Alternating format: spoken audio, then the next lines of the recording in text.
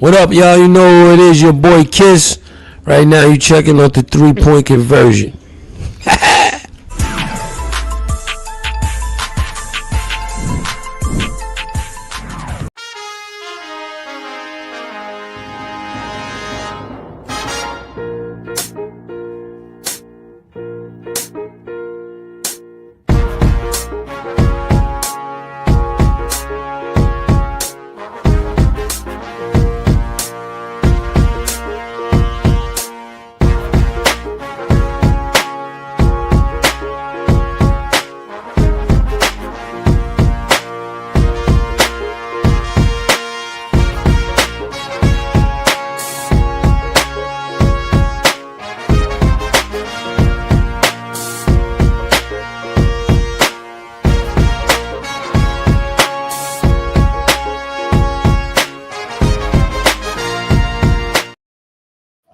Yo, what up, what up, what up? Yes, indeed. Controversy. Did you miss me? We are back inside the 3-point conversion sports lounge. Let's go, baby. Of course, again, I'm your host, Mr. Controversy, and I got my dog to the right of me, Mace. What up, Mace? Wednesday, baby, Wednesday. For some reason, I thought it was Thursday. I thought it was Thursday night football. I'm scrambling to get my picks. I'm like, wait a minute, it's Wednesday. I've been thinking that all day today. I'm like, dang, today Thursday? Yeah, I feel you, bro. How you doing, man? Good, man. Hey, I don't know what the government doing. They need to get their act together. Bruh. They need to get their act together. It's affecting everybody now. Yeah, Everybody. it is. And I ain't gonna lie, I think that's what they want anyway. So. Oh, yeah. Whatever. Yeah, bro, they bogus for that. Other than that, man, football. You done with football? High school football? We done, man. We done. Week before last week was like the official everybody bye week before the playoffs, but we not no playoff team, so we were done Halloween. We were done Halloween. Like, it's so funny. Last Friday was like this. The first Friday, I didn't have to go to the school. I do nothing barren. I ain't know how to act. I was like, man, what am I gonna do with this time now? Right. Took a nap. Took a good nap. So I'll be fine. Catch up on my TV shows now. So I'm ready to go now. I'm good. That's what's up. That's what's up, man. We got another hot show ready. Can't wait to get into this, man. It's a lot of good stuff. Talk about. We're definitely talking about the Nico Harrison firing. Yeah. He got fired. I've been holding on to this for a while. A lot I got to say about this. But yeah, we're going to get into this. I can't wait. Also, man, it's a big week in college football, bro. It's big. Listen, SEC. Some games is going to determine a lot, man. And I wouldn't be surprised to be a few surprises, so. It's college football. That's what happens. Yeah, man. So we got that. Also, and we got to talk about. So with the NBA, it's a lot of teams right now, young teams that look good. Oh.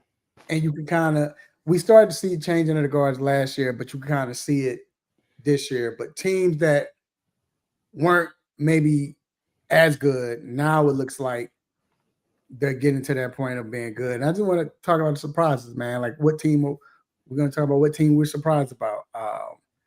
And then we got to talk about the Chicago Bears and Caleb Williams. They won another game, thrilling game again against the Giants.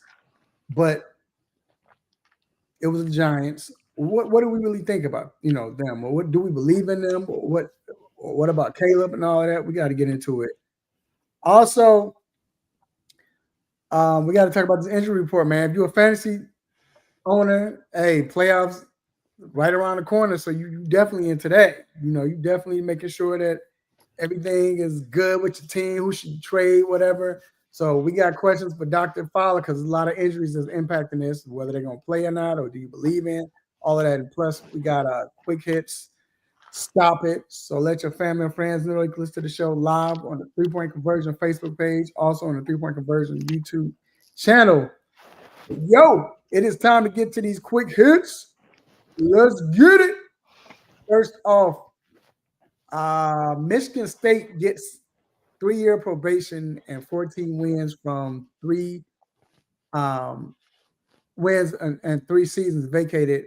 14 wins from the 3 seasons is going to be vacated for the participation of 3 ineligible players. They also will be penalized 30,000 of them things and 1.5% of their football budget, which was 48 billion last year. Woo. Mace, your thoughts on this? It's the cost of doing business. This is college football.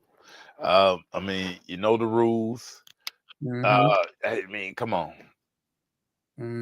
So many parameters and hoops you have to jump through to make sure these kids are eligible. You got staffing in place, you got advisors. I mean, all of these things. How are ineligible kids making it to the football field? Right. Hate that it happened on the Mel Tucker's watch. Like Mel, no Mel personally. I mean, but everybody's looking for an edge. And I mean, eventually you're gonna get caught. Yeah, that's true. Doing things like this. I mean, you just put so many people in jeopardy. AD, academic advisors. Now this is a black eye on the school. I mean, he's moved on. I mean, he's been gone for a minute now. But you know, this how these NCAA investigations go. I mean, vacate, take money, all these things. You know this when you're playing that slippery slope. When you get in bed and you play these games, you're gonna eventually get caught. Yeah, you will. You know, so I mean, you hate it happen, but we've seen this before, and we're gonna see it again. So I mean, it's just part of it, all part of it.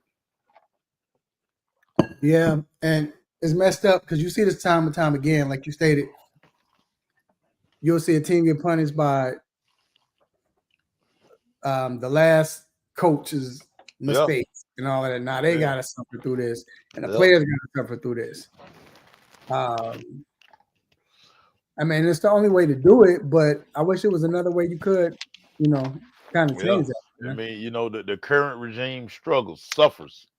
Yeah. You know, but I mean, Michigan State in a bad spot anyway, so it ain't like, oh, we're gonna take bowl games from you. I mean, we ain't going to no bowl no way. So yeah, you ain't lying. So it's all, I mean, it's all bad, but I mean, it just makes matters worse. This affects recruiting. I mean, it affects enrollment. So I mean, yeah, just a bad look all the way around. Like I said, I hate this on Mel Tucker's watch, but I mean, hey, right? No, what can we do? What can we do, bro? What can we do? Moving on, the 2026 NBA All-Star Game will debut a U.S. versus World format, which will now air. It'll be this Sunday on the 15th of February, but it will start at 5 p.m. So that's different. 3 teams. It'll be 2 U.S. teams, then it'll be 1 world team, and they'll all play each other once, and then they'll have the final round. The top 2 teams will meet in the championship game. So we've been kind of asking for this. What up, Vince? It's I don't know what to say. I'm not gonna lie, man, because like I said, I've been asking for this, but in this format, you know what I'm saying. But you know what the problem is, Mace, honestly, and it's almost kind of too late, too little, too late. Is we're tired of this. Y'all have changed it. Each and every year. It's the 5th time y'all done changed it in 6 years. At this point, man, just cancel it, dog. Hey, can you do a game of horse or something? Do like NFL, Pro Bowl, and just make it about the dunk contest and all of that.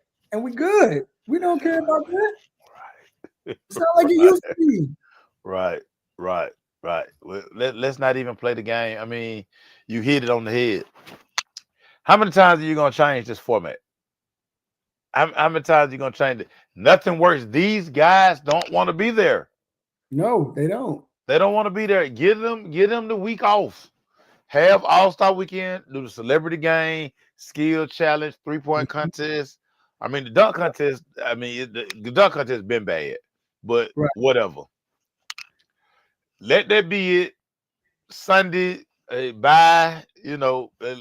Just Adam Silver. Just let it go. Let it go. Like, because when this don't work, there's nothing else you can do. Right. So just give us All-Star Saturday. That's it. And even And with the that's best it. contest, we still will watch that, hoping to be something else. But we know the NBA All-Star game, nobody's going to play. Well, Nobody's going to play hard except for Giannis. Giannis the only one going hard. yeah. So let's be honest, he the only one going hard. But other than that, nobody else going. It's going to be the same thing, man. Yeah, I mean, man. Just let it go. Just let it go. And I mean, when you think about it, the world, they got all the best players. I know that's really the funny part. I mean, like you gonna have all of those guys on one team. Yeah, man, let it go. Let it go, man. Hey, but look, you know what? I wonder if they feel like because it is the world versus USA, that might spark, because like you said, the world got the best players. That might spark USA to play hard because they got to play for now. We ain't about to let. They hope. I think that's the hope. All our best players are old. Yeah, you. Yeah, they players young. Our players old. Okay, Ant-Man and who? We got Durant, Steph. Oh, all of them old. All of them gonna be iced up now.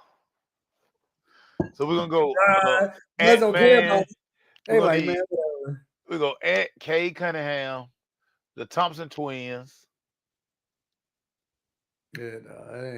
Yeah, It's not looking good, man. Yeah, just scrap it. Yeah, Yeah, just scrap it. Just scrap it. We don't care. Like we don't care. We don't care. Right. And then last but not least, big signing. The Pittsburgh Steelers are signing former Pro Bowl cornerback Asante Samuel Jr. to their practice squad. I'm not gonna lie, mates. I was hoping he'd come to the Bears, man, because we need the help. We need all the help. Yeah. all of the help. Like, so I know Cuz talking about he played football. I was gonna hit Cuz up, tell him to apply, see if he can go up to up there, but hey, but that's a big sign for Pittsburgh. They need it. I want to know, what do you think about the Jalen Ramsey his move to safety? Yeah, it should have. I mean, that should have been first part of the season. He probably should have moved to You safety said that. last year. I mean, You said that. You said that. Yeah, his cover skills. I mean, they're not there no more, and that's just the natural progression, especially for long guys like Jalen. Yeah. Moving to safety, he Yeah. still got the smarts, and he can see the field better, as opposed to putting him on the island. I mean, he been getting cooked all year. Last couple of years, he been getting cooked. Like, should have been at safety, but I mean, better late than never. Yeah. I mean, I don't know what they think they're gonna get out of Asante Samuel Jr. I mean, he been at the crib. I mean, what can he give you? I mean, maybe a month from now, but I mean, it's a reason he just been working out at the park. Well, no, he was dealing with that whatchamacallit. He was injured. But still. But even with him being injured, you just wonder how long will it take him to get back into. And that's what I'm saying. And for Pittsburgh, by the time he get ramped up, they may be done. So I mean, like. Right. Yeah. I mean, okay. I mean, how does he help you? Because that was the thing. Everybody was like, "Yo, what happened to Asante? Like, why did he get cut?" But yeah, it was because he had the surgery on his back, right? Or whatever. And they were, waiting for him to get healthy. Then, but Chargers like, we got to cut him because we need, we need that flexibility. We need that money. We need to fill his spot. Right, we got to fill that spot. So yeah. So, like I said, it might be a blessing, man. Hopefully the doctors gave him the okays. Yeah, I'm praying for him. I mean, because he was talent. He was nice. Yeah, he's a very good talent, like his pops. Yeah. So yeah, I mean, apple don't fall far from the tree. Nope. But when you got that back, though, we're gonna see. We will see. All right, man. That wraps up quick hits. Yo, let's get to this hot topic, bro. And whose name been hot since he made a child? I don't think nobody ever heard of this guy unless you're a big basketball fan or you're a Lakers fan. You know, he's been with the Lakers, whatever, but still, he was when nobody knew about him like that. To some guy named Nico Harrison. Yeah. Got fired. Remember, he made the Luka trade and he got fired on yesterday. The thoughts on this. Can I just go first? I'm gonna just say this. Yeah. No, you know what? Go ahead. I'm gonna let you go first. I mean, it's simple math. You trade the franchise. The franchise now is averaging 37 points right now. He's playing on a winning basketball team. Dallas is a 3-8, a 3-9, something like that right now. Mm-hmm. You trade for AD. AD was hurt last year and he kind of out of shape this year. So I mean, it's like it just didn't make sense. Right. So of course you're gonna fire the guy who made it happen because I mean here's Luka. Now Luka in shape. You know, yeah. Everything's on the up and up for Luka. Meanwhile, Dallas, now they thinking about trading AD like, man, this guy, man. So you're gonna get fired when you're a GM and you make a move like this. You're going to get fired, and you know you're gonna get fired. Like they probably would have fired him last year. Yeah. I mean, if you just really check the temperature of Dallas, the entire state of Texas, they wanted him gone last year. So I mean, we knew this was gonna happen. I mean, he finally found a sword today. Mm-hmm. And this is my take on it. Honestly, like you said, we were shocked that it stood this long, like he stood this long. But I really believe it's because, you know, it's funny, when you got people that's in charge that's not basketball savvy, they're gonna go with whatever he says. Now, I do believe they wanted Luka gone. So I believe it was some feelings going into this, whether it was Nico or management with Luka. The thing is, I believe they left Nico out to dry. Nico's a scapegoat in this. This is the thing, because the owners signed off on this. The owners they backed Nico on this. And what was puzzling is because, and this is how you know they're not basketball savvy, they're not basketball heads, is the fact that it looked like, okay, it might work because you get the number one pick, you get Cooper, who is struggling early on right now, struggling. Right, but he a rookie, 12 games in. Yeah, rookie. Right. And then you got 80. He going through his whatever, but they said he being AD. You know, at least he getting it out the way early. But the thing is, the fact that they're firing him so early, like, all right, man, this one going. I don't think you got Kyrie hurt. This wasn't supposed to work out just like this with the team you got.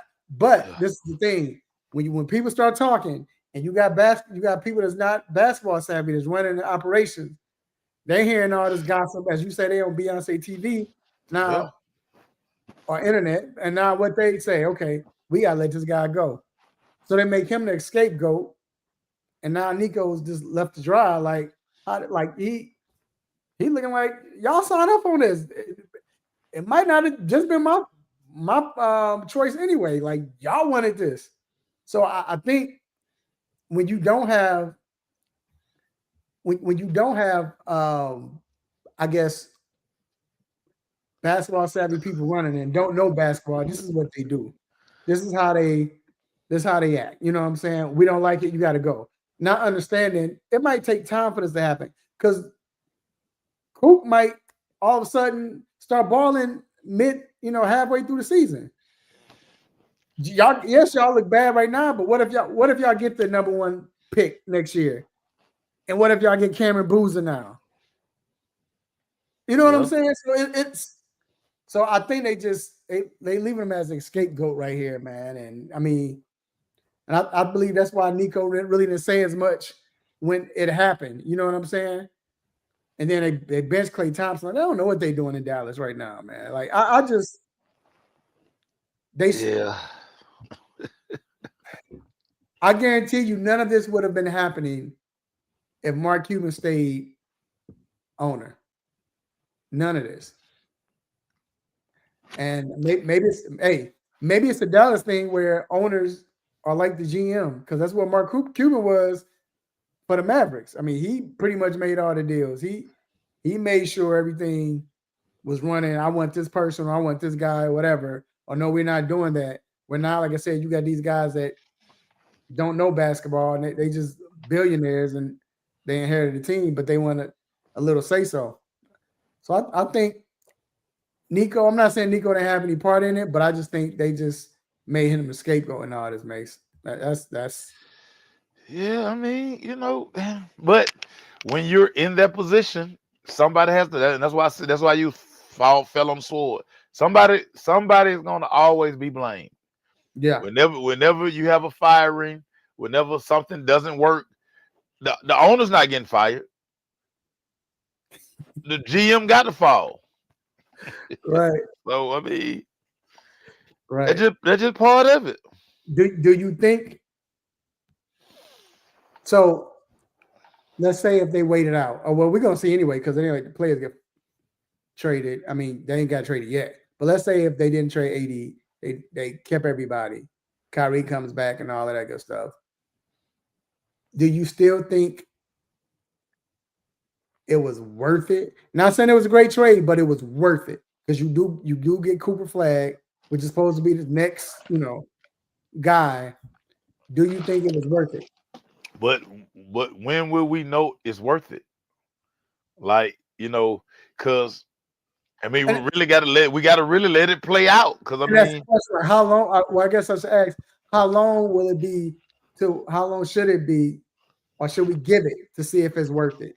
And see, that's the thing. Like, so if you trade AD, Mm-hmm. then it's like, okay, this made no sense.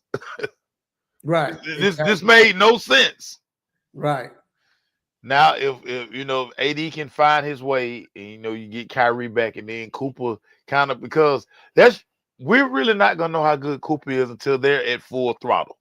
Exactly. Because him being drafted, we knew, okay, he was gonna be able to kind of work his way in. Mm-hmm. Because I mean, he has Kyrie, he has AD, but right now they kind of early on they gotta lean on him a little bit because injuries, and he's supposed to be the guy. Right. So we don't know when, like, trades, and we see it all the time. Trades are funny because it's hard to gauge it, like, in the moment. You got to see, how does it work for the Lakers? How does it work for Dallas? But again, now if you end up trading AD, it was a colossal failure, like, because you basically swap all-star for all-star. Mm-hmm. And Luka balling, but AD finna go to some other team. And it's just like, well, that didn't make sense. You traded our biggest star for this guy because you said we were ready. Insert him. We're ready to make a run. You sure? And no. Listen to what you're saying, which makes sense. So this is why I said they're leaving him out to dry, because if you're saying it wouldn't work if we trade AD, Nico hadn't traded AD unless Nico was saying he's going to trade him, which I don't believe, but Nico hadn't traded AD yet. So, and he wasn't on the trading block. So if that's the case, why would you fire him and then go ahead and trade AD? Yeah, I mean, how it looks like, you know what I'm saying? Like, that don't make sense. I mean, like I said, you knew he was going to get blamed for this, because again, it's never the owner's fault. Yeah, I signed off on it, but it's never my fault. Like, you talked me into that. You're the basketball guy. Right. What I know, I just got money. I just signed checks. Right. So yeah, and here we are. Well, so where do you think he's going to go? Because where it is, so I got a pretty reliable source, and this is where it is, and I think it might have leaked out too. So everybody talking about it. I know it's certain people talking about it, that the Hawks are interested The problem is they're trying to get Trey. Ooh, they're trying to They're trying what? to buy in. To They're buy trying to in. get Trey. Because I don't think Trey, they want Trey to buy in to get AD here. Oh no, we don't want that. But they'll have to give up Porzingis. But I know the Hawks, they're saying the Hawks don't want to give up. Hawks don't want to give up a lot of folks. I mean, a lot of young assets. Of course not. But that's the word. I know. Yeah, Jacob. I know I can see Chicago in it. I gotta listen to him. I can see Chicago. Because right now Dallas want to start all over anyway. I think if they trade AD, it's we got Cooper. Let's start all over. Let's just forget going with trying to get somebody big to come here because that's not gonna happen. Let's just start all over. Let's get picks. Let's do this. Hawks don't want to give up picks. Hawks definitely not giving up that first round pick that Pelicans got. No. That could be Cameron Boozer. But I can see Chicago. But you know who would be interesting right now? Believe it or not. Because when Indiana, they don't have a big man. I can see why not Indiana? Because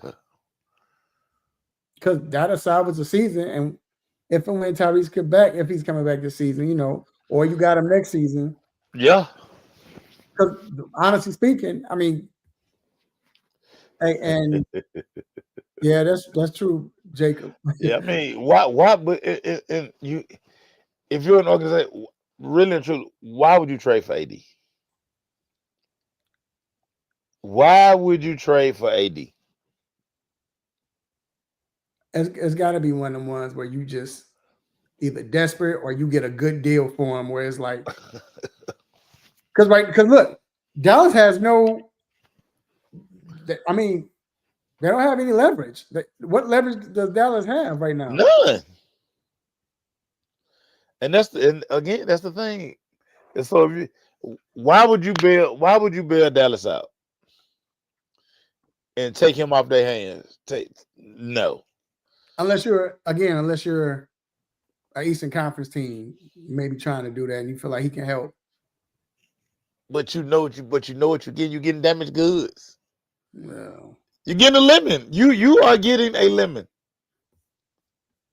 No ifs, ands, or buts about it. You ain't getting that. You getting a lime. That dude, man. That dude, he gonna get hurt. He gonna miss a month. Then he gonna flash. You can be like, if we can get this every night, then he going on hour. Yeah, it's just get that dude out of here. Get him out of here. I don't understand the trade. I didn't. I mean, I know he had a good season the year before and he wasn't hurt as much, so I get that, but nah, I don't get it. So either or, like I said, we're gonna see what happened, man. But I felt like Dallas, they left. They did Nico kind of wrong, I think Nico has fault in this, but the way they treated him, the owners made him scapegoat, I think. And they're about to be in trouble because now so they got Finley in there running basketball operations or being a general manager. Yeah. Let's see what he can do, but I don't know. It's a mess. It's a mess. So shout out to Dallas people, man. I know y'all the Cowboys and all this. I know y'all upset. Everything is going on. So right, you got Clay all on Instagram buying roses and cooking dinner. And he can't hit a shot. In love. Yeah, man. Meg got him like go. But whatever. Whatever. Gone. Let's move on to college football. Yep. Right. Let's move on to college football, man. Let's move on to this nosy neighbor watch. Mace, what do you have for your nosy neighbor watch this week? Dude, come on now. Notre Dame and Pittsburgh. So much is riding on this game. And if you're into Georgia Tech, you really need Notre Dame to go on and slap Pittsburgh. Oh, that's right. Yeah, you do. You really need them to slap Pittsburgh up pretty good because that helps you. Okay, now you got to take care of your business, but that's gonna help you out a whole lot if Notre Dame can handle that business. So I'm really looking at Pittsburgh, Notre Dame, high noon kickoff. Notre Dame travels to Pitt. Yeah, this is gonna be a good game. This is Yeah. gonna be one of those games. I mean, I'm all over this game. Outside of which color tight dry fit Marcus Freeman gonna wear and how much dye he gonna have in his hair. But this gonna be like all eyes will be on this football game because this is a huge, huge ACC matchup. And for Georgia Tech, I mean, all eyes on this game. Yeah. All eyes on this game. So I'm being nosy right with them because we're in the Georgia Tech family. So, the more success Georgia Tech have, I mean, it makes our jobs a whole lot easier. So I'm all over this game. All over it. Well, I'm going to Athens. And Okay. so yeah, I'm gonna sit on my porch and be nosy on this one, man. I'm gonna mind my business, but I'm gonna be Yeah. nosy. You know what I'm Yeah. saying? Yeah. And I gotta see. I want to see what Arch does because this is a big game. This is probably the biggest, might be the biggest game of his career, which I think Yeah. it is. Now y'all on this hot streak, y'all winning, y'all ranked now, and everything Yeah. legitimately ranked, and now y'all go to play this hot Georgia team that allows everybody to stay in the game. So I want to know. Except Mississippi State, they just slapped Mississippi State. Right. But everybody else, you're gonna be in the game. But I want to see what Arch does, man, because now one thing about sports, you always have a chance to redeem yourself. After that first game, he didn't look so hot when he played Ohio State. But this game right here, to beat Georgia in Athens and to have a great game at that, your stock can rise back up once again. Like it's already rising, but it'll rise up big time if you come and beat Georgia at home. So I mean, and they're home. So I'm definitely looking at that to see what happens, man. Because again, I mean, we're talking about with the Bears, but it's so many times, dog, you can win games like that and continue to play big, in big games. Right. We know Georgia battle tested. Oh yeah. So Georgia built for it. Georgia built they, for they it. are. They are. We know that, but it's just like how many times, some you're gonna get bitten once. And at this point, you don't want to get bitten right now. You know what I'm saying? Yeah. Because If it's a dog fight, Kirby, like you have supreme confidence if Kirby within 10 points, Georgia gonna win that football game. Right. Yeah, because I don't know what he's doing in that building. But those kids, the belief that they have, like they're never out of a game. Never. You never see them with bad body language. They play through everything. So if it's close, Georgia gonna probably win that football game. Yeah. As long as it ain't Alabama. Like for some reason they just can't beat Alabama. Yeah, Alabama. Yeah. But So I don't know if Kirby was over there too long and it's just something about when he go to Tuscaloosa or he just see the Burgundy. I don't know. But if it's a close game outside Alabama, Kirby gonna win it. That's mostly been all Alabama assistant coaches that's left. Yeah. Well. Yeah. I don't know if it's a rule that hey, we get you right here, you leave, you can't beat us.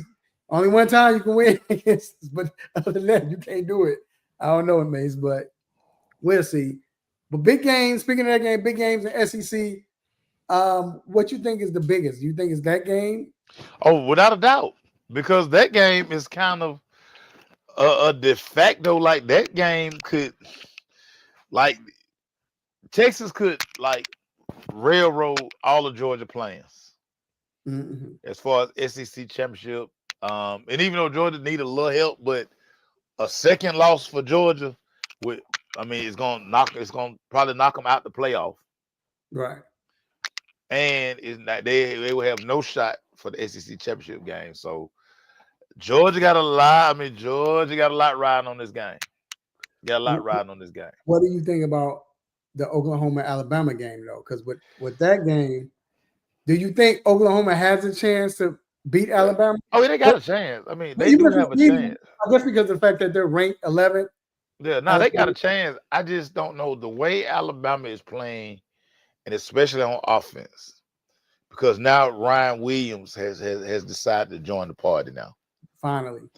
So he was kind of like a non-factor, but now you got to worry about him, even though you got to worry about 1 and 5, and 5 has been the best playmaker. So you have to pay a lot of attention to him, which means your second or third corner is probably going to be on Ryan Williams, and Ryan Williams probably going to cook. Mm-hmm. So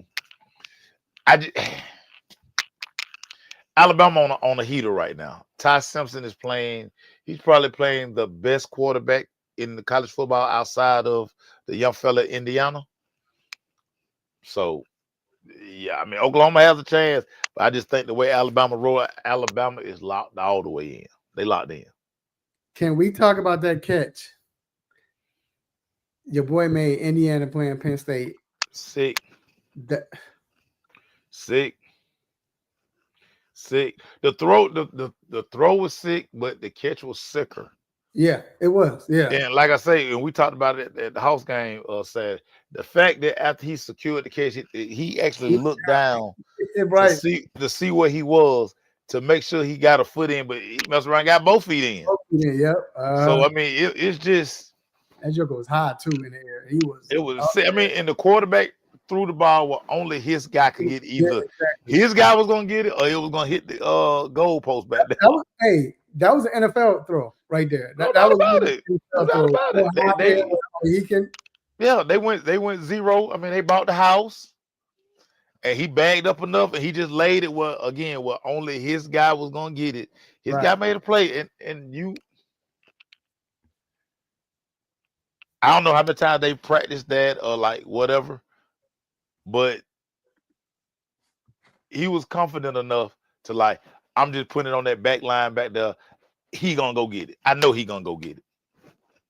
Excellent play, man. Excellent play. At the end of the game, too, sick. Dude, game winner. Indiana's perfect season was on line, and on championship runs, you need a game like that. You have games like that. You know, it's not always gonna be blowout city. Right. You gotta have some adversity. And that was like that gut check. You gotta have that gut check. They survived it. They survived it. So let's switch gears. I want to go to, you spoke about Saturday night. We saw the win. It's so funny because I hate to say this, but and not necessarily saying that we didn't want the Hawks to win, but we was almost kind of disappointed because Luka only played 3 quarters. Yeah. He was the only one that we really came to see. You know what I mean? When I was we like fans. Yeah. And they blew Dallas out. They just won before in Orlando. Then they go to Sacramento and win. Mace, what's going on with this Hawks team, man? Man, them folks came out on the 5-game winning streak. We are playing total team basketball. The team is connected. Playing 5-on-5 defense. They're getting scoring. Like, I mean, look at the guys like Sam, Mo. I mean, we get scoring from everybody. Dyson is controlling the tempo, getting us up and down, slowing us down when we need to slow down. They are playing total team basketball on both ends of the floor. The ball was moving so good Saturday, and the ball never stopped. It wasn't nobody dribbling. It wasn't none of those ill-advised, like long threes that we so used to seeing that just mess up the entire flow of the game. This team and what you saying, Mace? No, I'm preferencing. I know everybody's gonna be like, well, they play better without Trey. Maybe, but Trey is a walking double. Like, we know we're gonna get 21 and 10 from Trey. night in and night out. The thing is, like you said, they play better with Trey, but that doesn't mean they're a better team without Trey. Yeah. Right. So this is what I gather from it. When you talk about Trae Young and you talk about how they play better without Trae Young, what happens is the players are able to play at their strengths better without Trae Young.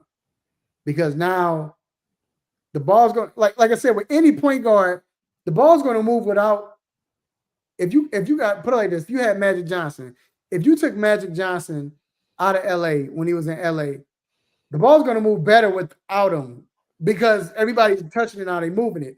Where Magic Johnson's the guy that I'm gonna hold the rock, I'm gonna make the right pass.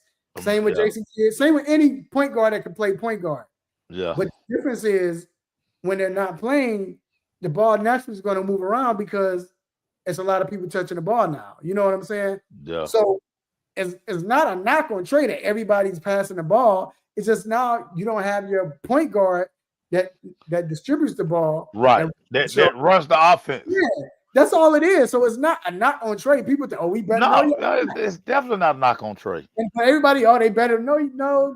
Because now everybody has to do more. So you're getting more of an effort. Right. Yeah. No, ain't nobody saying, well, we're going to trade. You don't trade 21 and 11. No, you don't. You don't do that. And like you said, everybody's making shots. And to me, I almost equate it to football. You know how, like, when you get that backup quarterback come in to play and you're not accustomed to seeing him play, therefore there's no film on his backup quarterback. Yeah. I feel like that's what it is when you're playing Newell, however you want to say his name, and Asa, I just say Asa, and V, and who's up starting point guard? His brother played for OKC. I can't think of his name. Dark skinned cat. Oh, yeah, I can't think of his name either, but yeah. You know what I'm talking about. Yeah. Like, the players are not accustomed to seeing them play. They don't know what their weaknesses are, what their tendencies are. They probably like, this joke ain't gonna shoot. We're gonna let him shoot. Next thing you know, he hot. Yeah, hot. Like, think about Mo ran off 11 quick in that first quarter. Like, quick. So now that you've seen this, do this give you any type of hope that when Trey does come back, this Hawks team can compete? Yeah, I mean, I said before the season started, with everything that's going on in the East, there's no reason the Hawks shouldn't be lower than the 5th seed. Mm-hmm. With everything going on in the East, no Halliburton, no Tatum. Right. I still think Giannis getting traded somewhere. But still, no lower than the 5th seed. I mean, if we got all of these pieces and now these guys are gaining good experience and they're getting quality minutes while Trey is out. So when we plug Trey back in, these guys should be comfortable. When their numbers called, they know their spots. They can go get a bucket. Now Trey don't have to take on the onus of I got to score 25, 30 a night. I can go 15 and 10 and get these guys more involved. Now I can move the ball around too. Like, yeah, y'all look at me as a scorer, but I am a point guard. I really want to facilitate. Right. I really do. Right. So I know we mentioned AD, and we were talking about if AD go to the Hawks. You said, why would you trade for AD? So I'm going to ask you, who would you rather have, AD or Porzingis? Can I buy a vowel? Vanna, I like to buy a vowel. Throw both of them away. Both of them play about the same amount of games. I mean, I guess I would keep Porzingis. I keep Porzingis. Yeah, I keep Porzingis. Ooh. Yeah, I mean, only because they're really the same dude. At least AD come back. Porzingis be out the whole year and then come back in the playoffs. You know, what I'm saying? He come back in the second round of the playoffs. At least AD would just be out for 20, 30 games. You know, Hawks may be able to carry that. But Porzingis be out. He be out for the whole season, man, and want to come back in the playoff, the championship game round or the conference finals. You like, come on, man. We doing good now. We got to insert you in to mess up our flow. Like, I'll take AD. Hey man, look. He said, can I buy? Yeah, can I buy a vibe? Well, with the with the NBA, what team are you most surprised of? I'm gonna read out some. Let me just okay. 76ers, they're 7-4, but still 76ers, they're 7-4. Like what they doing right now. Pistons are 9-2. Bulls are 6-4. They're starting to come down. Then you got the Lakers 8-3. I don't know if you think that's shock. The fact that the Suns are 6-5 is wow. I thought they was gonna be the worst team in the NBA. It's just too many moving parts, and we never know what to make with them. Right. Then you got Spurs at 8-2. So who is the biggest surprise? And this could be if you didn't think maybe the Lakers are 8-3. Oh, no Bron. I mean, I thought they would kind of probably get out to a slow start. I didn't see this. They're getting contributions. Austin Reeves. Yeah. I mean, oh my God. You know, then the other young fella, the Rook. Yeah. You know, he's been a surprise. And again, they're doing this without Bron. So to see them race out to the start they had, I was totally shocked. I knew San Antonio would be good. Because Wemby, the evolution of Wemby continues. I mean, he just, oh my God, dude's a monster. Yeah. Wemby a monster. And again, you know, when we talked about the preseason, I was real high on Orlando, still high on Orlando, but I don't like how they starting right now. Don't like the start right now. I actually thought they would come out a lot faster. I don't like what I'm seeing so far, but I mean, it's time. It's still early. Like I say, we're not even at Christmas. I don't probably put no stock in nobody to Christmas. Well, I'll say I think more so San Antonio. I told you, remember, I believe the Lakers. I told you the Lakers going to conference finals. I believe they're going to conference finals. You did say that. You did say that. Well, look, hold on. I said that. I'm going to kind of retract I don't know. Let me tell you why. San Antonio, I thought San Antonio would be better, but they were doing all this without Fox. Yeah, but no, Castle is him.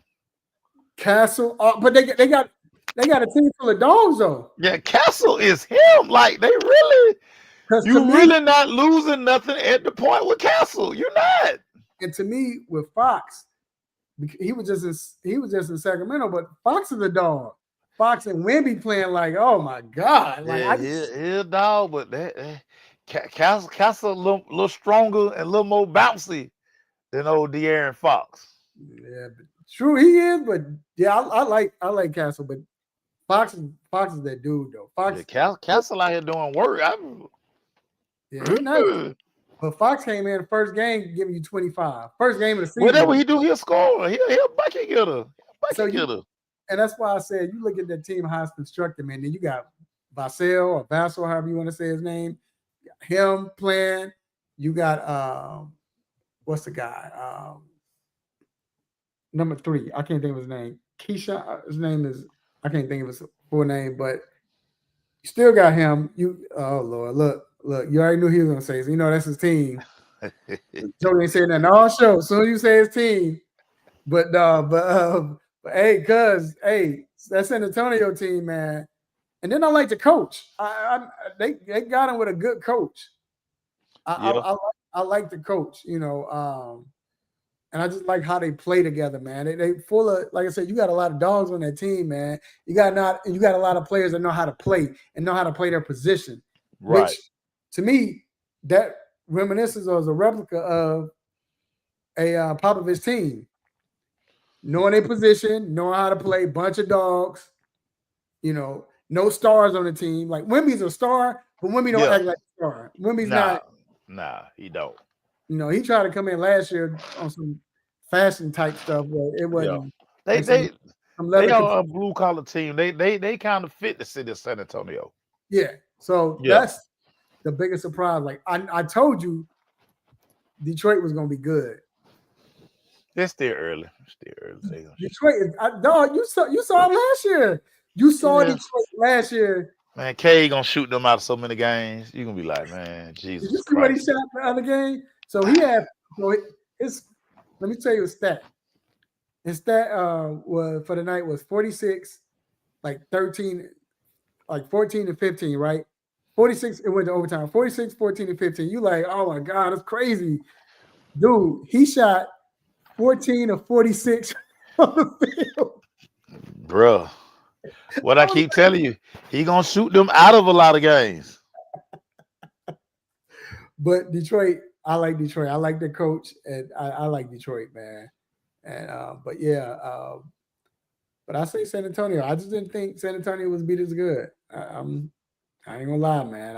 I'm shocked at that. So you called it, but I didn't see it. I knew they were gonna be good, but not this good. I thought they would be 6th, 7th, battling for a playoff spot, a play-in. I always think about Wemby's rookie year and just talking to their strength and conditioning coach. And he was like, dude, year 3. Right. Year 3. Year 3. He's showing year 3 is when the light gonna just start coming on. He was like, don't look at him now. Right. Year 3 is when it's gonna kind of start making sense to him. Right. And then we're gonna build. I was like, right. Damn. But you can see it now. See it now. It makes sense. Hold on, let me go to what Cuz said. Cuz said, Rob, you said Trevor. No, I said that was my surprise team. But let's be real. I mean, they probably know about the Chauncey thing. Yeah, man, they coach out here got there catching. So you can't hold them to that. Yeah, they can't. They coach out here catching charges. So yeah, you can't. Yeah, you got the Water Boy being the coach of the team, so you can't. What you think they gonna do? Got a whole bunch of young cats, So let me see. What is Portland doing? Portland is. I got to see what they 5-5. Hey. I look like right on point. They 5-5. I didn't think. I told you they weren't winning the division and nothing like that. But I just said they were one of the worst teams last year. Look at them now. It's still early. It's still early. We ain't gonna say early. Still early. We just talking now, so I'm gonna leave it alone. But all right, man. It is time. It's now time for the most infamous, the most famous. Stop it. Let's get it. Stop it. Segment. Mace, I'm gonna go first, man. Go ahead. Easy, but I'm gonna give my stopper to Stefanski, Kevin Stefanski. I asked him about Deshaun, and he came out and said, "Right now, we have no update if he's gonna, if we're gonna, I think allow him to play." Hold on, I have it written down. He said, "Oh, whether he don't have an update on whether we plan to play him this year." I'm gonna say that one more time. He said we don't have an update on whether we're gonna decide to play him or not this year. Stop it. Stop it. Do you believe that? Come on, y'all. Listen, I stopped believing Stefanski when he keep talking, rolling out here and talking about, yeah, man, the plan is to keep playing Dylan Gabriel. Yeah, man. There's no timeline on Shador. All right, Stefanski. Either you know your job good for next year, right? Are you trying to get out of there? Or at the end of the year, you already know you're getting fired. Like, I mean, bro, ain't no in between. The answers he been giving this year, man, is like, and usually Stefanski is a straight shooter, Yeah, but he's a little reserved. Now he ain't gonna be off the deep end. He been on the deep, like he put some stuff out there. He just like, dude. And that's what I'm saying. Like, so after the day, I was like, either he already know he fired, or he know without a doubt he coming back in 2026, and he like, man, whatever. Because he's saying some I don't stuff. care what y'all talking about. They asked that joke about Shador and all that. Nah, we not gonna. Nah, he ain't getting no reps. Why not? Well, That's not in the plan. you like what? But yeah, Kevin Stefanski get my stop it, man. What you got for your stop it? Dog, this is kind of, you know, don't really want to give this guy a stop it, but I gotta give him a stop it because the downward spiral has just become so epic, man. Antonio Brown. Like his fall from grace has been like unbelievable. You know, once upon a time, like if you talk to some people who don't really know much about football, and you was just to be like, man, once upon a time, that dude was arguably top 2 in the NFL. Player, yeah. And people would just be like, man, nah, that Beast. the antics, Oof. like and where he is now, just I mean, you saw the spiraling, but you would never think it would come to this. Mm-hmm. Not yeah. Like this, so I mean, it's just so amazing. It's almost like Yeah, it's just this can't be your this can't be your life. Just to read that he's about to be, he on murder trial. Right, the fact that you got like, what are we, man? You're a pass catcher. You're wide out, man. Like you made so much money in the NFL, and you, dude. Stop it. I mean, it's so crazy to see this, man. And I can remember me and a couple of my partners. I got one partner who, he is a super Antonio Brown guy. And he like, AB done enough to go to the Hall of Fame. I was like, no, he hadn't. He hadn't. No, not with this. He ain't getting it. But now you pull this on. Yeah, man, forget it. I mean, not even a conversation now.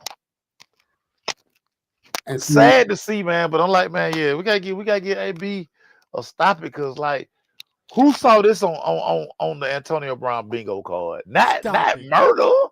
Stop it. You know, a lawsuit here and there. You know, a domestic violence, but murder, attempted murder. Right, cuz that's all they thought. They thought T.O. was a problem, right? Jeez, like, hey. Jacob, it's funny you say that, because I was going to say, what changed it? The hit. When he got hit by Burfict. When he got hit, that's what changed it. Hey, because I was going before I was going to say that, it reminds me of, I don't know if y'all are watching Living Color, but, and no offense to anyone, but what are they called? What are they called with Damon Wayans and David Allen Greer? Oh, Men on Film. Men on Film. And remember when the block hit Damon Wayans or Antoine in the head and he fell out? He turned. Yeah. Dude, this is when he got hit, all of a sudden he changed. Dude. AB wasn't like this when he was playing before. And it's crazy. You think about the feet burning, the whole helmet thing. Mm-hmm. It's just like, what is wrong with dude, man? Like him throwing furniture at people. It's just like, this damn guy, man, and his odd behavior on social media. It's just like, yeah. Where does it end, man? This man has an attempted murder charge attached to his name now. Just you talking about fall from grace. Horrible. And let's stick with football. The Falcons quickly. Is it? Are you done? Do we? There's still a lot of football left. They got it. They got a couple of winnable games coming up. Well, they got to play Carolina. If They beat Carolina. They play the Saints. You know, they back at 5-5. But it's just like, what Mace, what is it? Why can't they win? Like, what do you think? I'm watching the game, and you know what? I love Rod. It might be Rod. It might be the coaching staff. Because It is the coaching staff. Oh, damn. to You me, made me knock my headphones out. It is the coaching staff. look, at this point, when you get to a point where you just can't get over the hump, like you right there, but you can't over the hump, it's not the players. Dude, just look at the structure of the team, the play calling, the just like he's still mismanaging timeout. The situational awareness, the play calling, like, dude, you gave up 276 yards rushing. Now that is crazy. You got all this first round talent on this team. You got a first round quarterback, first round receiver, first round running back, first round receiver. You got first round lineman, first round corner. You got a first round this. You got first round that. Like, which they may play the 2 first round linebackers, rushers, and what is too much talent on this team. Yeah, and when you just factor in, like, Ra had the same look on his face, like, where are the adjustments on this offense? Why don't you throw the ball to the middle of the field? Where are the screen passes? Where are the use Bijan as a decoy packages? Like the same things that you see Jahmyr Gibbs and all these other elite backs doing. Bijan should be doing the same thing. Not getting 7 carries and like, he just ain't got it today. And just put him on the sideline. And look, and what's gonna hurt them more is Rob Moore is the fact that now you look over at Chicago and you see what's taking place over there, all because of a new head coach. Yeah. You got pretty much the same personnel, but you got this new head coach. Just look at your division now. The Panthers are a better football team than you. Right. You are what your record says you are. The Panthers are a better football team, but it's the highs and it's the roller coaster. Like, how do you do Buffalo the way you do? Yeah. And then lackluster performance against Miami. That Miami, to me, that was, I can't say it lost the team because they still battling in these games. So I want to say they lost the team, but that hurt the team right there. That was a big. No, you get blanked by the Panthers the first go round. I mean, they beat you 30-0. And Jacob, I say this all the time. Bad organizations just do bad things, and it's the structure of the organization. Is Arthur Blank allowing Rich McKay to still have his hand in everything? One of the reasons you probably didn't hire one of those, because those veteran guys were going to tell you Rich McKay got to go. And Rich McKay is sitting there like, well, we're not bringing none of them people in because he has a particular, I mean, he's over Arthur Blank's trust. So for y'all to think that this man don't have nothing to do with football when he basically over Arthur Blank's life, man, y'all crazy. And when people be like, well, now they say that he only over this, and this. Why you think he's still people interviewing him? Why y'all think he's still on the sideline? In all these different places, he's connected. Cuz I kind of got to disagree on you with this.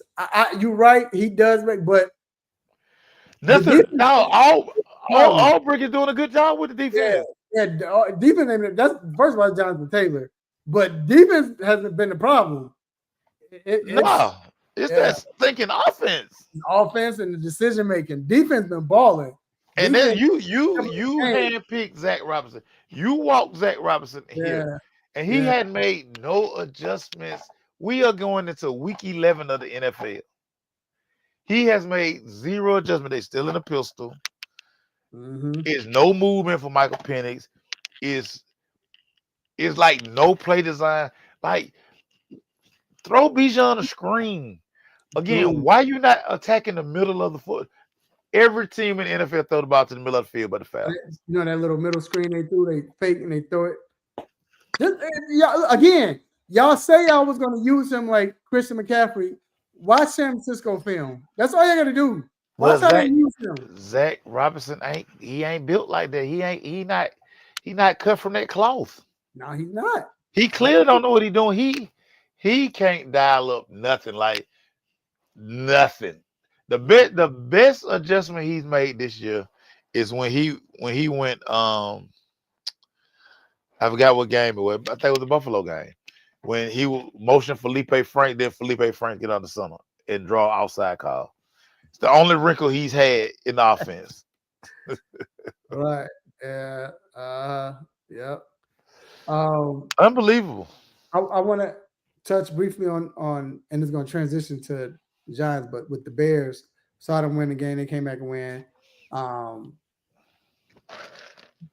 Bears is as a fan, they were making me mad, but especially with the drops, it was like 8 drops. Mace, I promise you, I was gonna call you, dog, and tell you that. Hey, I was gonna try to see if I get you on 3-way with the personnel, bro. They were dropping everything. Yeah. But it's coaching. It's coaching. Caleb comes in and he did his thing at the end. Whatever, they play well. He's buying in to what Ben Johnson. He's starting to really see what Ben Johnson is trying to tell him. Yeah. And all he's telling him, listen, I don't want to take away your athleticism. I just want to take away the hero ball that you try to do. I want you to use your legs, but I want you to use your legs as a last resort. And I also want you in scrambling, keep your eyes up because something's going to break. And you would much rather complete the pass than run and get hit. And you can see, I've watched the all 22 the last 3 weeks. And you can see all of the little things. It was like 3 different plays this week that looked just like Jared Goff. And that's why I was sitting there like, he get it. Get it. Yeah, he's trying to get it. When it's a thing of beauty when the light come on for your quarterback and it start making sense. Because once that light start coming on, now the play caller and the quarterback, now that they're on the same page, now they can start collaborating. And now Ben can start saying, okay, he understands this part of it. Now let me give him a little more responsibility because he's earned it. Because I know now that he not gonna try to fit that ball into that coverage, right? He just gonna throw it away and live for another play because I do have a better play. Okay, that play didn't work. I got a better play that I can get us into. He's coming. I really think that what he's gotten better is now trusting the route, trusting throwing your receiver open. Where before that he wasn't doing it. He was always trying to he was always trying to like throw if it didn't look like it was there, I'm gonna take our run or go somewhere else. Now he's not open there, but throw him open. Because that's what the scheme is all about. And I tell other people, I should have put the picture up, but it's a meme out or it's a picture out where they're showing, not a meme, but they're showing Goff's and Caleb's their stats and everything up until last week, like the first 8 weeks he played for when Goff first came in with Ben Johnson and Caleb's. Dude is identical. It's basically identical. But you got to get used to it. This is not a normal scheme to play. This is not. But the thing is, like you said, Caleb is buying in. But not only that, the team is buying in. The Bears are decimated on defense. They don't have all the cornerbacks are hurt for the most part. Yeah. They're missing a linebacker. That's why you see teams gutting them out, but they find some way to win. And to me, that's when they believe in coaching what they're doing. And if you can win while you're still trying to get better, it's the same thing that year when Detroit did it. The year Golf, like I said, when Golf got there, that year Detroit started off bad, and then ended up being the hottest team in the NFL. They couldn't make the playoffs because they were out, but they knocked Green Bay out the playoffs. They won like 7 in a row or 6 in a row. That's all you see. So it's a good thing, and it's showing that Ben Johnson is that dude. And like I told everybody, it's going to take till week 10. You're going to see, or the 10th game, you're going to see the Bears really the offense start to flourish and play well and all of that. But hey, man, it's good to see. Yeah. Yeah. Well, no, it ain't that he trusts. He's running because they coming to him. It ain't trusting his line. Ain't no happy feet. Mason tell you, they're coming at him when he's backing up. He's doing much more sliding up, but he understands, like, you can just see it. Yeah, you can see it coming. And he just like, I'm just slide over to the left, I'm just slide to the right a little bit, I'm just climb the pocket a little bit, and I'm just that receiver that's leaking out, or that back that's leaking out over there, I'm just get it to him. Hey, and that spin where he always spin backwards or go, like, his escapability is ridiculous. Like, he's a good athlete. He's an athlete. Good athlete. Now, real quick, I want to transition because we talking about them playing the Giants. We saw Brian Daboll get fired. First of all, is this a great position to get right now? A great job to take, Mace. Yeah. You don't think so? I think so. I mean, it's a lot of nice pieces. So obviously you're gonna have to hire a coach who likes Jackson Dart. And who wouldn't? But go ahead. I mean, listen, you see, you thought everybody liked Trevor Lawrence. I don't think the coach down there liked Trevor Lawrence. I mean, you just don't know what these coaches like. I understand, but I know what you mean. Yeah. I mean, you got to figure, like if I was like going for that job, I would need to sit down with Jackson Dart, be like, bruh, your career gonna be short. You gotta stop running. Like, you can't run over people. It's not college football. You can't run over these people up here. Like, get your butt down. Scatterboo. Can't take all that contact that you taking. Like, you looking for contact. Live to play another play. How's Malik Neighbors rehab? How's he gonna be mentally coming back? I mean, it's a lot of good pieces. But I mean, it's New York. Like, it has to be somebody who's gonna be headstrong, gonna be able to take the media, because the media gonna be on your head. Yeah. You can't be soft being the New York Giant coach. So I mean, it's an attractive job.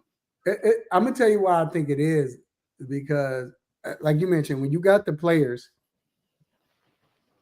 and you see maybe they weren't believing in the coach wasn't doing a good job. If you're a good enough coach, this team should and could be competing, every year for the next 6-7 years, because you got a great running back. You got a good running back depth. You got a nice receiver, and I think Robinson, is it Robinson? I think his last name is. Yeah, I think he could be a good wide receiver.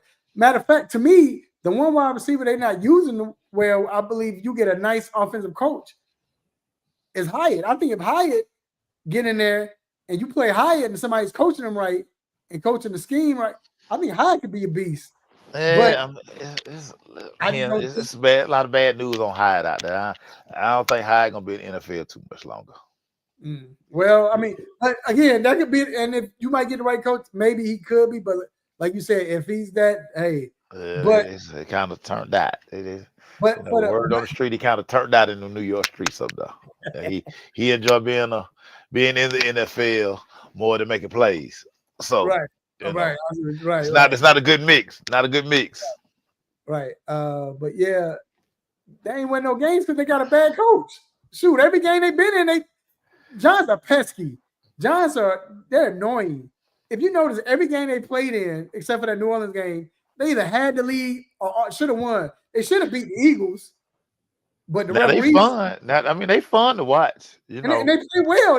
They can't win. But what your we just man, say? your Who do you man, put that on? yeah, your Who, man Swaggy. You know, Dart Swaggy. Raggy? But who do you put that on? What you just say? Man, they ball side behind. Yeah, when you're close, games are close, and you can't win the games. That's Yeah. on the coach. It's not on players. Now they gonna fire everybody up there anyway, so it don't matter. So I would say this. This is what I say. I'm looking, but look, the coach that I think would do well. I think Mike McCarthy would do well over there. Because then Mike McCarthy be able to be Mike McCarthy. He wasn't Mike McCarthy in Dallas. I think that's a good Facts. coach. I even think hear me out. I think Lane Kiffin would come over there and do good. I don't. I mean, like you said, why would he leave? But I'm just saying, I think he would do good at that. Players believe in Lane Kiffin. Yeah, and listen, Lane would be great for New York. New York media would They love love him. him. It'd be a love hate relationship. Yeah. But he gonna give it to them like they gonna try to give it to him. So Right. But yeah, I think it's a great situation. They got talent on defense. Like I said, just not a good coaching staff, man. So, but all right, man. Well, we're gonna take a quick break, and we will be right back.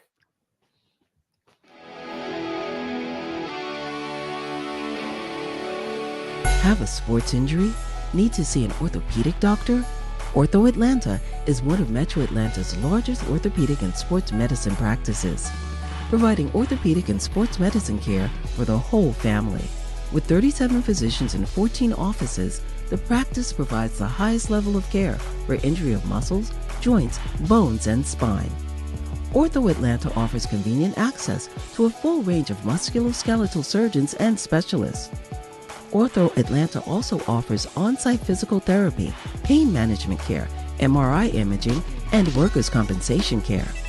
The Ortho Atlanta surgery centers in Austell and Fayetteville provide cost-effective, same-day surgical procedures in an accredited outpatient center. Hip, knee, shoulder, back pain? Ortho Atlanta has you covered with specialists in all areas. Same-day appointments, orthopedic care for the whole family. Ortho Atlanta, Atlanta's choice for orthopedic and sports medicine care. Learn more at www.orthoatlanta.com.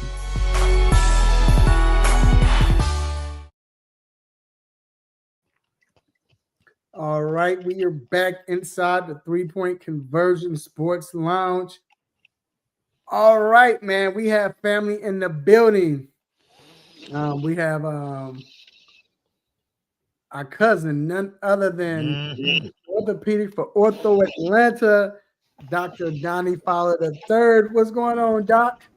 What's up, fellas? My voice is struggling, so my apologies.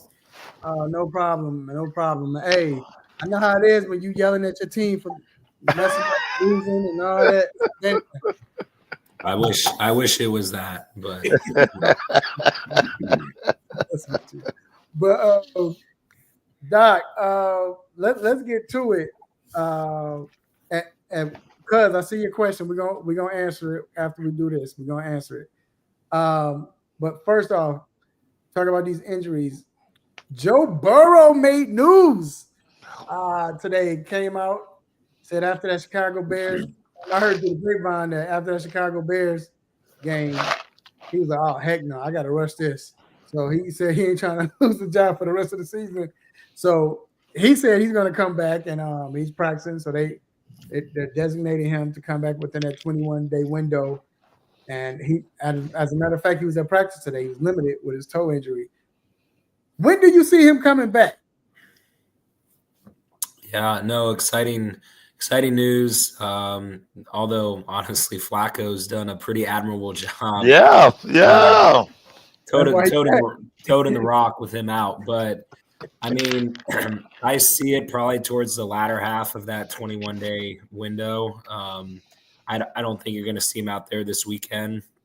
So I think it's going to be probably closer to Thanksgiving time. I think he's going to need at least a couple of weeks to really ramp up in practice and have them feel good about him being back out on the field. Obviously, the last thing they want is, he's had. I'm not going to talk about quarterbacks with injuries, given my team's situation, but Burrow's had obviously now had a string of years that have been cut short or altered by injury. So I think they're going to be very safe bringing him back and protecting him. So I would guess in the next 2 to 3 weeks, but at the back half of that 21-day window. Doc, speaking of your quarterback, word in the DMV, that area up there, he may not be out for the season. Scenario, Doc. Say Mariota string together a couple of wins. Do you see a situation where Jaden could come back toward the end of the season? Yeah, based on the injury, it looked awful, but good news, bad news. It's his non-throwing arm. It's an elbow.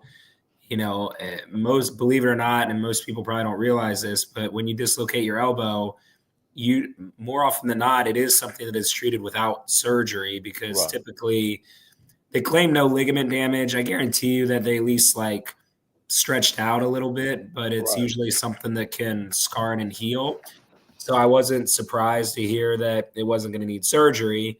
I've had wrestlers and people dislocate their elbows and get back to competition within about a month of the injury. So I think it's very feasible for him to come back from an elbow on his non-throwing arm. We're not talking about his throwing arm. We're not talking about a lower extremity injury.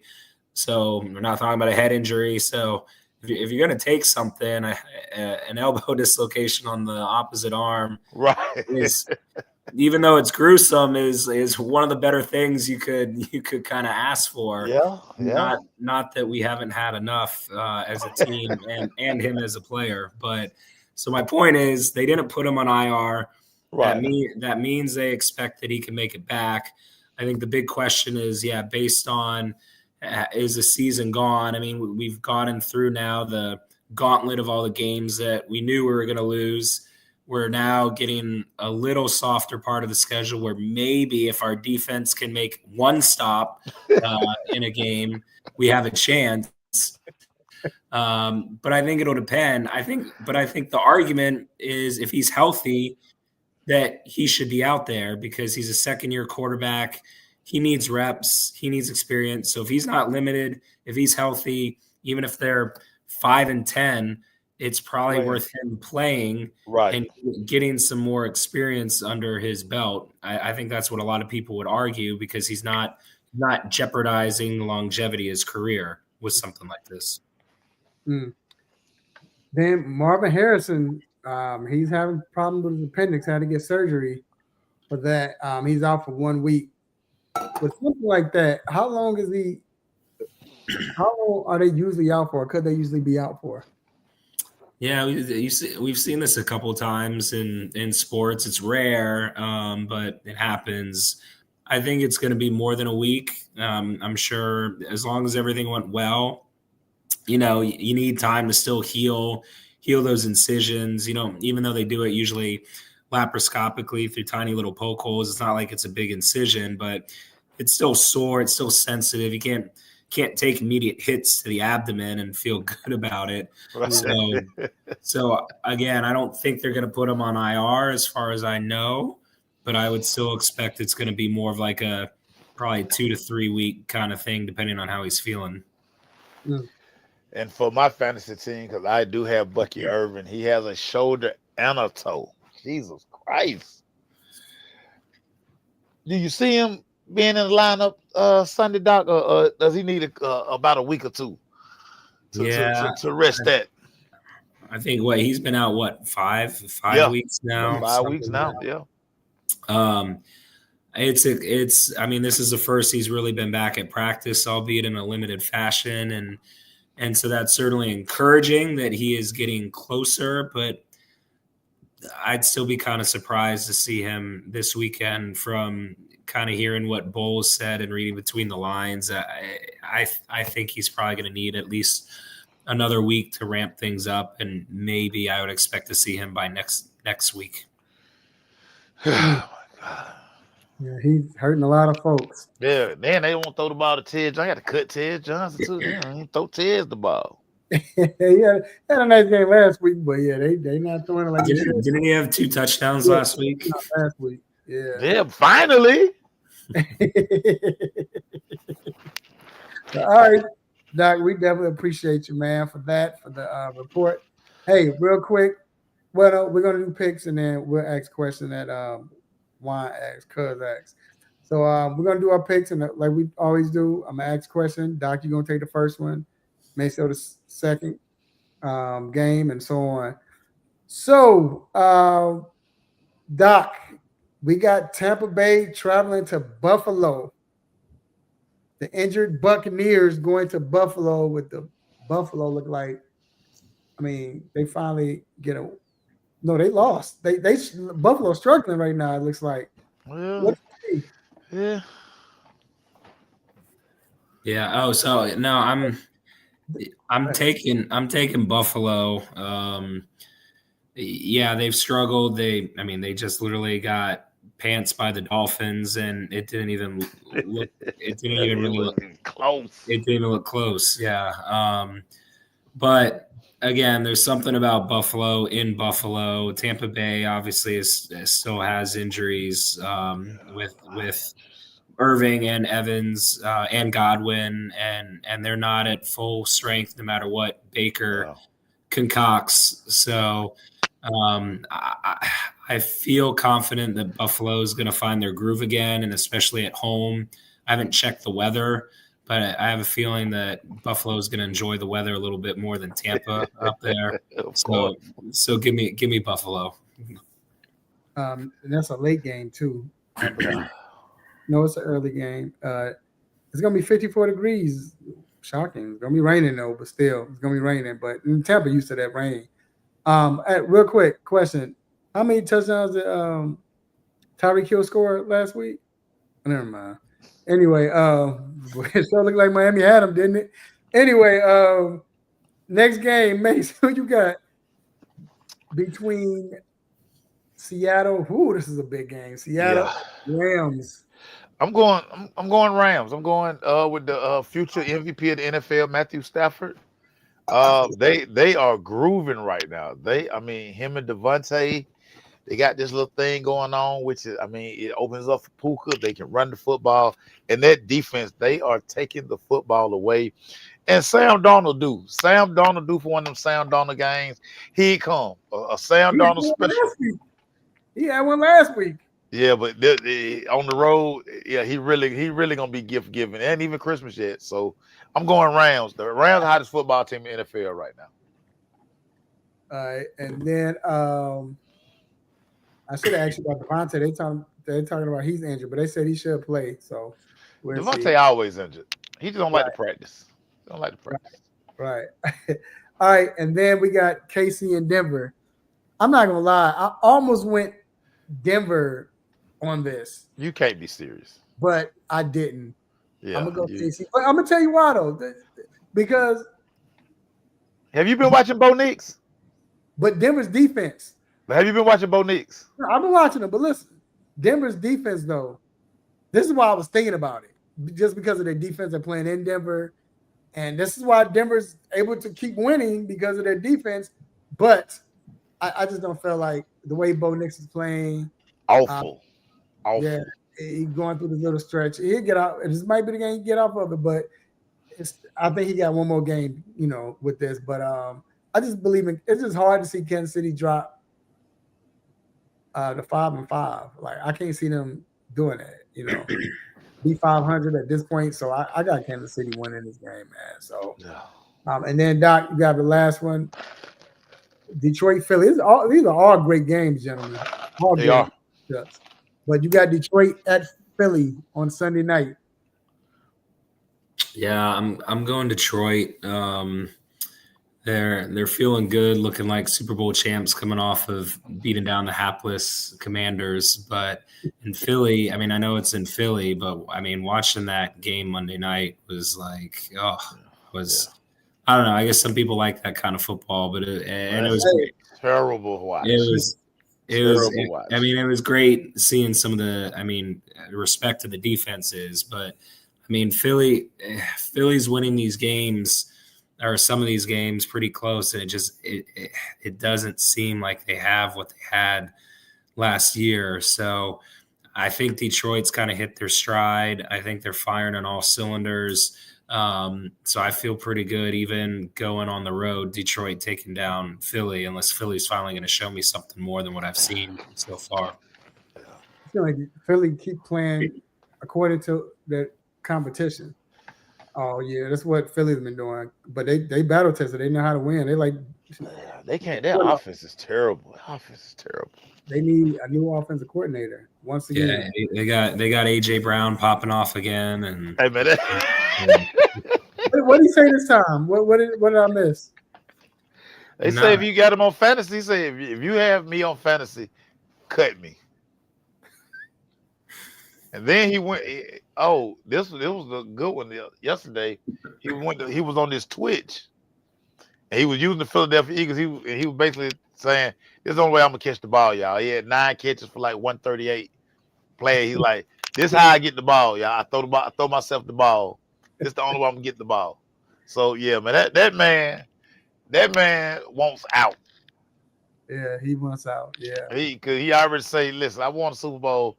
It didn't feel the way y'all keep saying. The way if that's how I'm supposed to feel about winning Super Bowl, y'all keep Super Bowl ring. he wants that money. I get it. All right, well here's the record. Right now, man, I cannot, for the love of God, get over this 2-2. I keep going. Yeah. I went 0-4 last week. Yeah. Now I'm 2, or the week before last. Now I'm 2-2 again. Yeah, I ran to Boston last week. week. Mace ran to Boston. Yeah, Doc had 3-1. Yeah, man. So yeah, we're gonna see. At least I got 2 games I can catch up with. I feel like respectable. You know what I'm saying? These are good games. So, Lee. All right, Doc. Oh, Juan had a question. Juan said, speaking of the Eagles, what do y'all think about them getting away with all these false starts? I'm sorry, on the touch push is really getting bad. How often the refs are missing it? Yeah, and the funny thing is, was it last week? No, it was last week. I forgot what team was playing. I don't know if it was a Sunday night game, but somebody they did a touch push. And they called false start on them. False start on them. But the Eagles do it like every time. Yeah. Enjoy it now because they won't. They definitely voting that out this year now because now everybody see. You can't even referee it anymore. By tush push, it's been fun. Yeah. Yeah, it's pretty blatant. It's kind of crazy that they're not calling that. So. Yeah, I agree, man. But Doc, we're gonna let you go ahead, man. Rest your voice. Get some tea, Doc. Get some good warm tea. Yeah. I already took my NyQuil, so. Yeah, night. About to go sleep. Yeah, man. Surprised you ain't sleep now, but all right. Enjoy your sleep and have a great day. All right, tomorrow. Hey, I'm here for you guys. All right, have a good one. All right, man. That is touch push. All right, man. It's out of here. It's out of here. They don't have to worry about it. We finally gonna get that up out of here. They cheating. Yeah, they cheating for them. So I got the question for the day. Bye, tush push. It's been real. Mace, and everyone else is watching. I want you to name a player or athlete that you didn't realize that they were that good or very good, or you can name somebody who you realized like they weren't that good until years later after they retired, like going back and watching. Dude, number one on my list. You know who I didn't like, but as I kind of go back and now I'm older and I understand their game more. Mark Jackson. I did not. I was like, what's the fuss about him? I mean, he can't really shoot. Like he's slow. Right. Like, what is it about this guy? But as you get older, you realize super floor general, super leader. But when I went back and started watching the game, and as I was thinking about the question, I went and like just watched some old games. I had Mark Jackson all messed up, man. Mark Jackson was him. Mm-hmm. Hit that little shimmy. He'll bait you into that Amway, get that shoulder. He throw it up Right. and give you the shit. I was like, man, I totally disrespected Mark Jackson. Mark Jackson, I apologize. Way better than I didn't give him enough credit growing up. Mark So Jackson was one of them ones, man. Shout out to Mark Jackson. you can even add the Davis boys to that. I thought they were. I thought they were garbage. Oh, Dale Davis, this joke is garbage. But what and Antonio had game like he started his game came on when he went to Toronto. But what they did for that team. Oh yeah, they did their job. They did their job. Yeah, it was like crazy, man. Go out there, bully ball. Yeah, bully ball. And it might have been a little hate, but I really didn't think this dude was as good until later on. I just swore up and down this dude was trash. And like, if y'all don't rip this guy can't dribble. Anthony Mason. I just thought Anthony Mason was just trash back in the day. Like, this joker just big. Yeah, he wasn't that good though. He was he wasn't that good. But if you watch Anthony Mason, I'm not saying he was great, but I thought he was trash. Like, this dude can't play. But of course he can handle the rock, But he really knew how to play basketball. I couldn't see that then. I was whatever, but I couldn't see that. He knew box out. He didn't have a lot of athleticism. And we know back then, if you're in a league that long, if you don't have athleticism, that means you know how to play. You understand the game. You understand the game. Yeah. I never gave him that credit. Understood his role. He understood his role. Even when he got the show, he made an all-star. When he got the show, he was averaging like 19 a game. Like he became because remember, he with the ball, he'd post people up, dribble between the legs and post them. Take the ball from him. He coming from me. Became a very good basketball player. He became pretty good. Good. I just never gave him credit until years later. I'm just like, hey, this dude was pretty good. Now, a guy that I loved, I truly love this guy and his game. And I thought he was going to be one of them ones in the NFL, and he was just a journeyman. Rodney Peete. Yeah, I agree. Listen. I agree. I was a super Rodney Peete fan. Now, I ain't want to wear the ugly number 16. Yeah. But Rodney Peete, USC Rodney Peete was a beast. Oh, and for him to be during that time, I said, with me coming up, him to be a black quarterback at USC on TV every week, and like say one of the craziest things I ever wanted to do, which was crack. I wanted to do because of Rodney Peete. Rodney Peete beat UCLA in Troy Aikman that year. He had the measles. Won the game. I was trying to find anybody who had the measles because I wanted to get the measles and play on Friday because I wanted to do it right. I'm like, do y'all know how dope that is? Oh, man. Because, like, when you had the measles, when I had the measles, I was sick as hell. For him to be sick all week, they talked about how it was like the stories all week, the fluids, and you just like they don't know how you're going to be able to play. Rodney Peete went out there and did numbers on UCLA. I was like, that's my dude. I was like, whatever NFL team he go to, he gonna win Super Bowls, all that stuff. Man, Rodney Peete was a journeyman.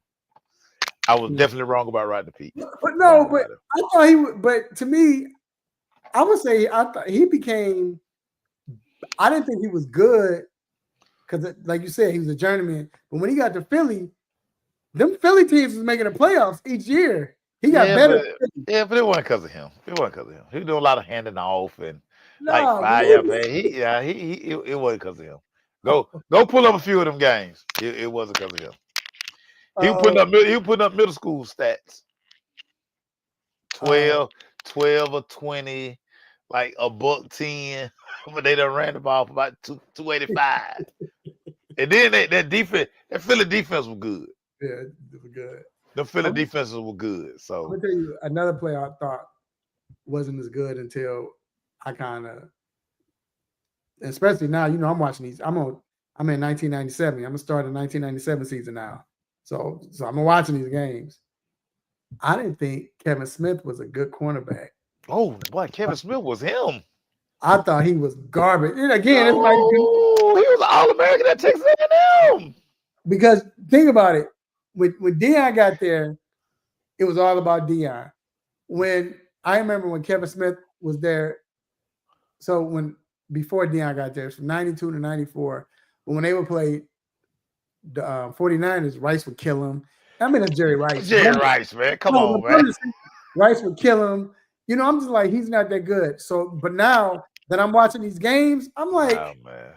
No. This dude is a beast. Like, man, you got Kevin Smith jacked up. Kevin Smith was an All-American at Texas A&M. Hey, that dude nice. I was so happy when the Cowboys drafted Kevin Smith.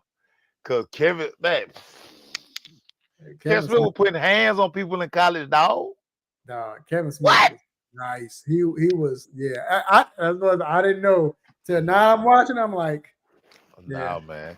Kevin Smith, and this what made Deion even better.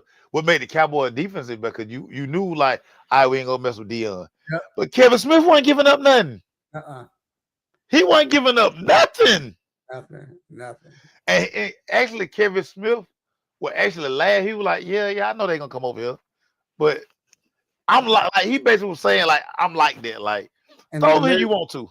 And Larry Brown, when I got paid, garbage. Yeah, but well, I mean, Neil O'Donnell, he owed Neil O'Donnell, like, man, Neil O'Donnell gifted him 2 interceptions. Like, get out of here.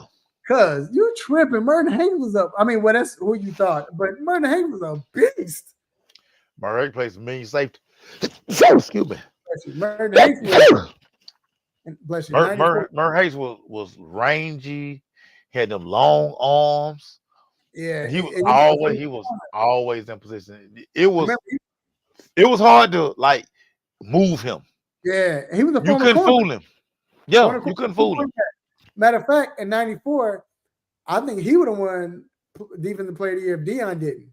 Oh yeah, he bought out that year. Listen, you could not move Merton Hayes. Quarterback tried to look safeties off.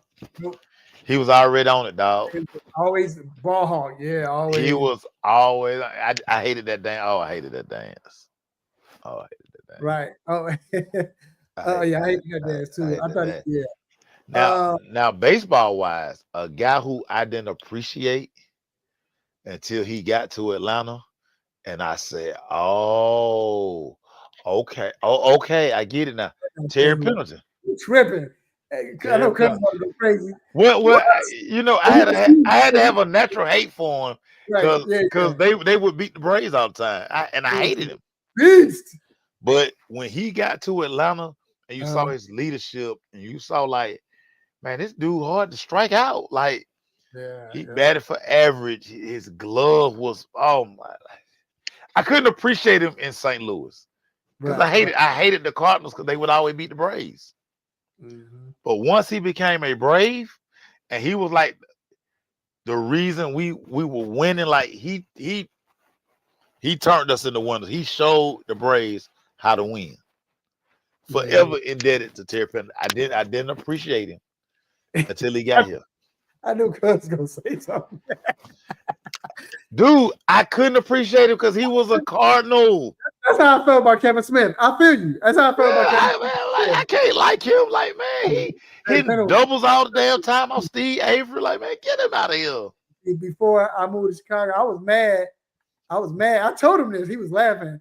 So, yo, man, I was mad you got traded to the Braves, bro. I was like, I'm when you was with the Cardinals, I knew about you. I was heated. When he was laughing, the baseball player, I'm gonna go old school, but player I thought that was whack and he wasn't good, probably because Andy Van Slyke, man. I thought Andy Van Slyke was garbage, dog. And Andy Van Slyke was him, dog. I didn't think he was. I hated him. I thought Andy Van Slyke, dog. That left hand, that swing, man. Andy Van Dyke was sweet. Yeah, I see. And Number 18, Andy Van Dyke was what? He was. You put him in that him category, man. You couldn't strike Andy Van Dyke out. Listen, I hated him because he gave the Braves. He always wrecked the Braves. Yep. He probably batted like 700 against the Braves. He used to kill the Cardinals like that too. I hated that dude. Then he had that little nonchalant smirk on his face. I hated that dude, man. Yeah, I didn't think he was like I'm trying to think another player. My brother got a Pirates throwback jersey. And I asked him, I said, how can you wear that jersey, man? Andy Van Dyke used to kill us, man. How can you wear that jersey? Huh? He a Braves fan? Yeah, but it's a Barry Bonds throwback. But I'm like, no. Every time I see that jersey, the pirate with the pinstripes, I think Andy Van Dyke. And that little smirk running around the bases because he done hit 3 home runs out John Smoltz. Man, get him out of here, man. Get him out of here. Now, I'm gonna tell you who I didn't think that was good. This is a throwback running back. I didn't think he was good. I thought he was just he just run through open holes, whatever. Was Terry Allen. I didn't think Terry Allen was that good until going back watching him. I'm like, man, he was a good running back. Like I like him at Clemson. Because everywhere he went, he played well. Yeah, 1,000-yard rusher. Yeah. Minnesota, Washington. Wasn't that special about it? Yeah, right. And that's why I didn't think he was that good. Yeah, wasn't that special about it? Now that I'm older, it ain't all about the juking and Yeah, wasn't nothing special about it. He was just a hard downhill runner. Because that's it. One cut, he wasn't gonna shake nobody. He wasn't gonna do none of that stuff though. Because honestly speaking, like the glove was a dog. That was one of my favorite players, right? I'm talking about the glove, Gary Payton. But when you think about it, Mace, Gary Payton had handles. He wasn't, his game wasn't, as much as Gary Payton talked, his game wasn't flashy, or his game wasn't, you think about point guards back then, they always had flair. Jason Kidd, the way they shoot, cross you over. If you think about Gary Payton's offensive game, he had no flair. The only flair he had was when he was throwing oops at Sean Kemp. But he had no flair, but he can play the game. Yeah, but his offensive game wasn't as good. Now I look at it, he's a dog though, but he's not as his stats say he is and what he did, of course. But I'm saying he's just not as good as I thought he was back then. I don't know. He's just not as good as I thought he was. That's still my dog though. Hey GP, every time I see you, I already know what it is. We're not going to be talking about the greatest running back in NFL history. Like, please stop. Y'all didn't think Ryan Sandberg was good? Man, Ryan Sandberg was a dog, man. Stop that, man. Look, even when my father had me like in the Cardinals, I knew Ryan Sandberg was good. Man, Mr. Second Base number 23, man, stop. Yeah, I knew he was good, but Ryan Sandberg in them 1 o'clock games, man, Ryan Sandberg been like 7:30. Ryan Sandberg was a problem. Yeah, a problem. Like I said, just thinking about stuff like that, it's just like watching these gold games. You're like, dang, this dude was like, I didn't think Detlef. I knew Detlef was pretty good. I didn't realize he was nice until like a year or two after he retired. Detlef Shrimp was a beast. Man, stop. What you talking about, man? He was overrated. When I mean doing while he's playing, it's like, man, this. Hey, he was one of them guys. He could score, but he was one of them guys. Man, this guy's not that good. Stop him. It was one of them. You doing. Well, I mean, you know, he was like 6'11", right? Yeah, I know. He was a bit. He was KG and Kevin Durant before all them folks, man. Yeah. Cause that's bad. Cause we finna end the show now because I got Emmitt Smith is the greatest Stop running it. back ever. Like y'all gotta stop, man. Y'all gotta let that go, man. Nobody is better than Emmitt Smith running the football. Y'all gotta stop that. Y'all gotta stop that. Y'all can throw out all the people you want, especially and I know y'all ain't talking about the buddy who lose all them damn yards. Y'all definitely not talking about him. His backwards running self, man. Get out of here, man. And that man ain't won nothing, man. Y'all get out of here, man. Get out of here.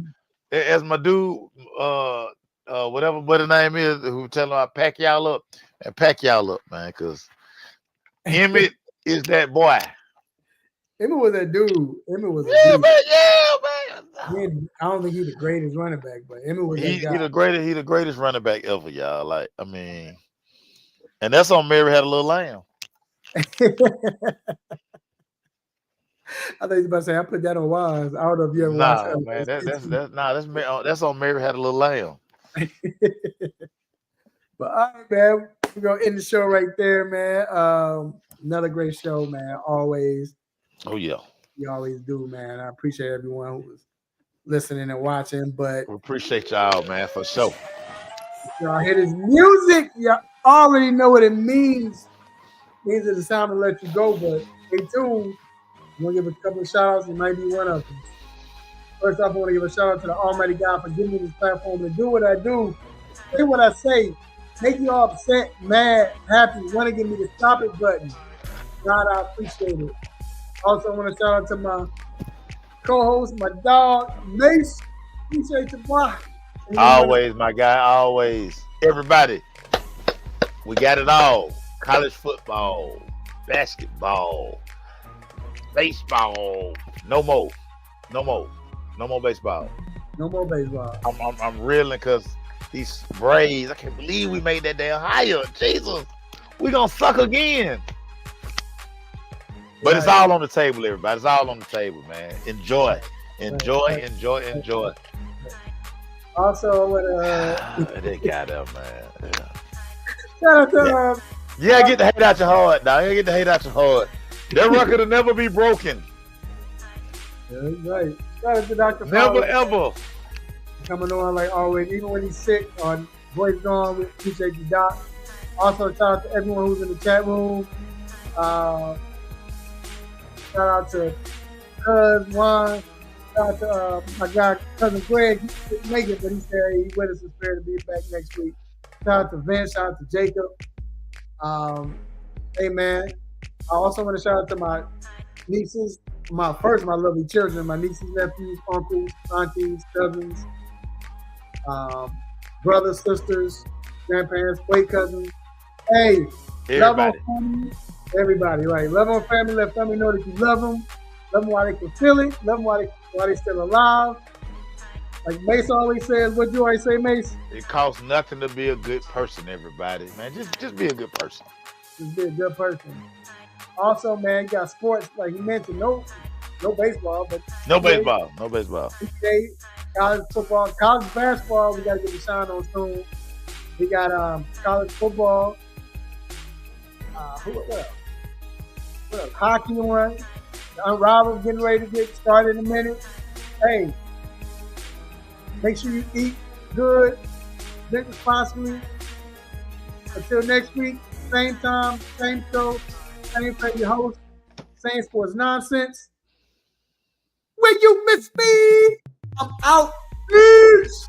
Hey, you know what I said? I can't do it because I won't be able to do it. I ain't gonna, cause I gotta work. Because I'm being Philly. We got the government. The government. They put stress on me. Tell your president to get these folk back to work. Then I can just sit in my office all day. Yeah. All right, now we out. Peace. What's up, family? I'm Real Mike Rob. Make sure you tuning in to the 3-Point Conversion Radio. They got all of it, and they keep it funky. Let's get it.